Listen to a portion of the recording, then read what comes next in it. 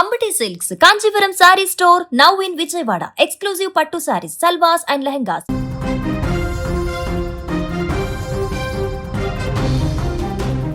యాదాద్రి భువనగిరి జిల్లా భువనగిరి మండలం తొక్కాపురం గ్రామంలో అత్యంత విషాదకర ఘటన జరిగింది. మతి స్థిమితం లేని ఓ తల్లి తన ఇద్దరు బిడ్డలపై కత్తితో దాడి చేసి ఆపై తాను కూడా ఆత్మహత్య యత్నానికి పాల్పడింది. ఈ ఘటనలో కూతురు ప్రాణాలు కోల్పోగా కొడుకు ప్రాణాలతో బయటపడ్డారు.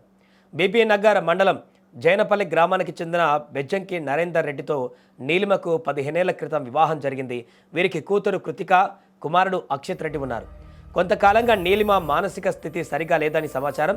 శనివారం రాత్రి పిల్లలిద్దరూ కూడా నిద్రిస్తున్నటువంటి సమయంలో నీలిమ ఒక్కసారిగా కత్తితో వారిపై దాడికి తెగబడింది. ఈ దాడిలో తీవ్రంగా గాయపడినటువంటి కృతిక అక్కడికక్కడే ప్రాణాలు కోల్పోయింది. ఇక తల్లి దాడి చేస్తుండగా అక్షిత్ రెడ్డి చాకచక్యంగా తప్పించుకొని గదిలో నుంచి బయటికి పరిగెత్తాడు. దీంతో అతనికి ప్రాణాపాయం తప్పింది. ఇక పిల్లలపై దాడి చేసిన అనంతరం నీలిమ ఉరివేసుకొని ఆత్మహత్యకు ప్రయత్నించింది.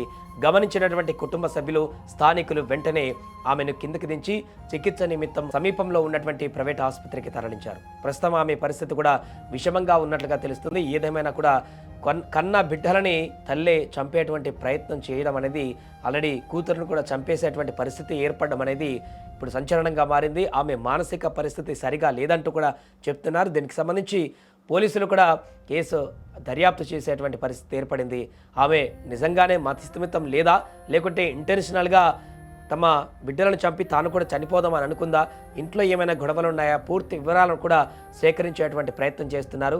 ఒకే కుటుంబంలో ఇప్పుడు 2 విషాదాలు. కూతురు చనిపోయింది, భార్య కూడా ఇప్పుడు అక్కడ ఆసుపత్రిలో చికిత్స పొందుతుంది, విషమంగా ఉంది. కొడుకు కొంతలా మిస్ అయ్యాడు కాబట్టి, తప్పించుకున్నాడు కాబట్టి ఇబ్బంది లేదు. ఏదేమైనా కూడా ఇలాంటి ఘటన జరగడం అయితే స్థానికంగా ఒక్కసారిగా కలకలం రేపింది.